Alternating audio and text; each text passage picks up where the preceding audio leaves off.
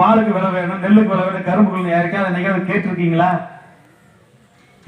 நம்மளுக்கே நம்ம விவசாயங்கிறது மறந்து வச்சு என்பதுதான் மிகப்பெரிய சோகம். நம்ம அடிப்படை எது, நமது வேறு எது? நம்ம தாத்தம் பாட்ட முப்பாட்ட என்ன செஞ்சாங்க?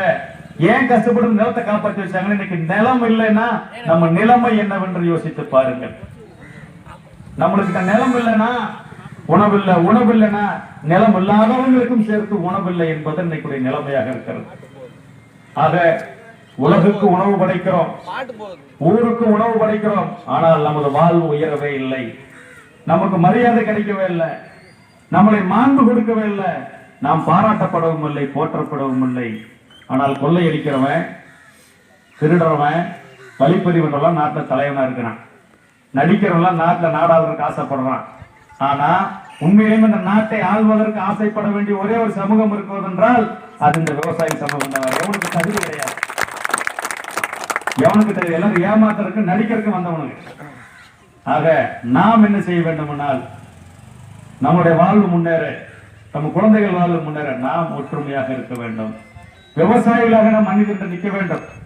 நான் கோயம்புத்தூர்காரனா, நீங்க திருப்பூர்காரனா, இந்த மாதிரி பகுதி வாரியா புரிஞ்சு, ஜாதி வாரியா புரிஞ்சு, மரம் வாரியா புரிஞ்சு, மாநில வாரியா புரிஞ்சு இருக்கிறது அப்படி சௌரியமா போச்சு.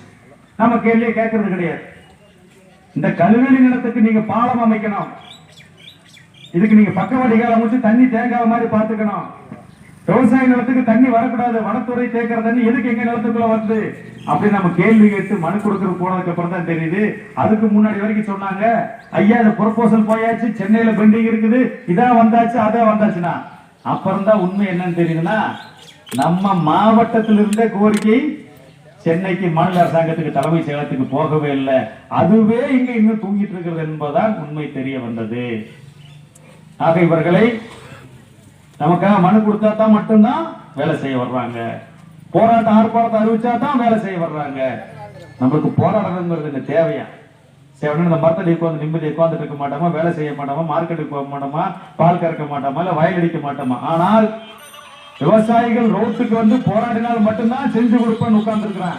யார் அங்க உட்கார்ந்துருக்கேன்னா நம்ம விவசாயிகளுக்குள்ளதான் உட்கார்ந்துருக்கான்.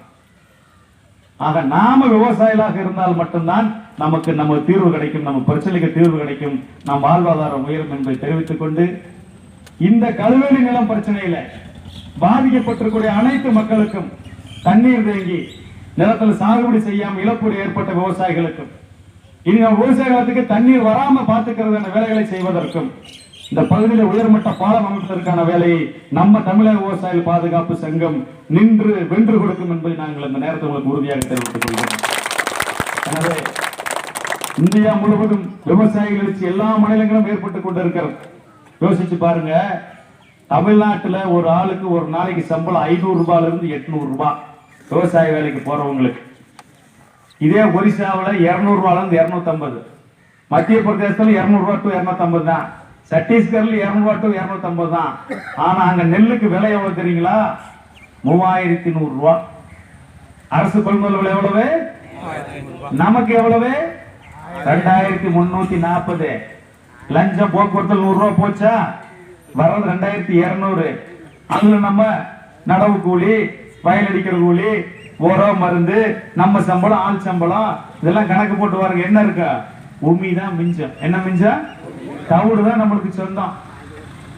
அப்ப நிலம் என்ன இருக்கு? ஒரே இந்தியாங்கிறான், ஒரே நாடுங்கிறான், ஒரே சட்டம்ங்கிறான், ஒரே விவசாயிங்கிறான், ஒரே குடிமகன்கிறான். பக்கத்துல ஒரிசாவுக்கு எவ்வளவு நெல்லுக்கு விலை? 3100. மத்திய பிரதேசத்துல எவ்வளவு? சத்தீஸ்கர்ல எவ்வளவு? 3100. இதே பஞ்சாப்ல, ஹரியானா, உத்தரப்பிரதேச கரும்புக்கு எவ்வளவு விலை கொடுக்குறான்? யோசிச்சு பாருங்க. 3900 ரூபாய் கொடுக்குறான். எவ்வளவு கொடுக்குறான்? 3900. நாம 3100 ரூபாய் வாங்கிட்டு வந்துட்டு இருக்கிறோம். யோசிச்சு பாருங்க. நம்மளை விட அதுல நம்ம கரும்புக்கு வெட்டுக்கூலி எவ்வளவு போய் அதை யோசிச்சு பாருங்க. பாதிக்கு பாதி வெட்டுக்கூலி போயிருச்சு. அப்போ நம்மளுக்கு கரும்புக்கு டன்னுக்கு 500 ரூபாய் கூட நிக்கிறது கிடையாது. அப்ப அங்க இருக்கிற ரூபா கரும்புக்கு 3900 வாங்குறான், நெல்லுக்கு 3100 வாங்குறான். தமிழ்நாட்டுக்காரன் மட்டும் ஏயா அப்படி இருக்கிறான்னா நாம் கேட்பதே கிடையாது. நம்ம வடக்கத்தை இந்திக்காரனை கேவலமா பேசுறோம், திட்டுறோம். ஆனா இங்க வேலைக்கு வந்துட்டாங்கிறோம். இன்னும் 10 லட்சம் பேர் வந்துட்டான், 1 கோடி பேர் வந்துட்டான், நம்ம ஓட்ட போட்டுருவாங்கிறான். ஆனா அவன் ஊர்ல அவன் நெல்லுக்கு விலை வாங்கி வச்சுட்டு இங்க வந்திருக்கிறான். நாமளும் இங்கிருந்து 40 MP அனுப்புறான். ஒருத்தராவது கேள்வி கேட்டாங்க நாடாளுமன்றத்துல, நெல்லுக்கு விலை கொடு, பாலுக்கு விலை கொடு, கரும்புக்கு விலை கொடு, மற்ற மாநிலங்கள்லாம் கொடுத்து ஏன் தமிழ்நாட்டு கொடுக்கணும்னு கேட்டோமா? நம்ம தமிழ்நாடு சட்டசபையாவது கேட்டது, எங்க இருக்கிற எம்எல்ஏக்கள் கேட்டாங்களா? இவர்கள் யாரும் கேட்க மாட்டார்கள். நமக்கானதை நாம் தான் கேட்டு பெற வேண்டும்.